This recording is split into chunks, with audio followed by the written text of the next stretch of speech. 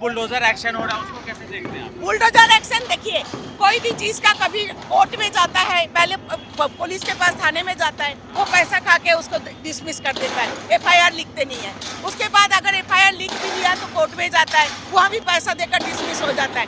तो bulldozer action मतलब तुम्हारा जब तक अर्थनैतिक बहिष्कार नहीं होगा तब तक कमजोरी, पैसे से ही कमजोरी होता है।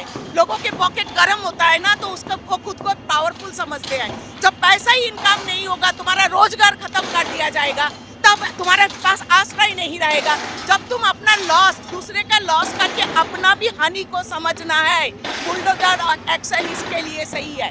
जो तुमने किसी का जान लिया, तुम्हारा आश्रय छूट गया। एनकाउंटर भी होना चाहिए। योगी मॉडल चाहिए। मैं चाहता हूँ कि दिल्ली में भी योगी मॉडल चाहिए और हमें कुछ नहीं चाहिए। हम सरकार का एक दाना नहीं खाएंगे, मगर हमें दिल्ली के अंदर योगी मॉडल चाहिए। यूपी होता वहाँ भी तो बुलडोजर ही चलता ना। सर यहाँ पे कहाँ चला है बुलडोजर? यहाँ पे सिर्फ छज्जा टूटा है सर, यहाँ पे छज्जा टूटा और कुछ नहीं टूटा। छज्जा तोड़ के छोड़ दिया, बस छज्जा ही तोड़ा, छज्जा और कुछ नहीं। हाँ, वहाँ का केवल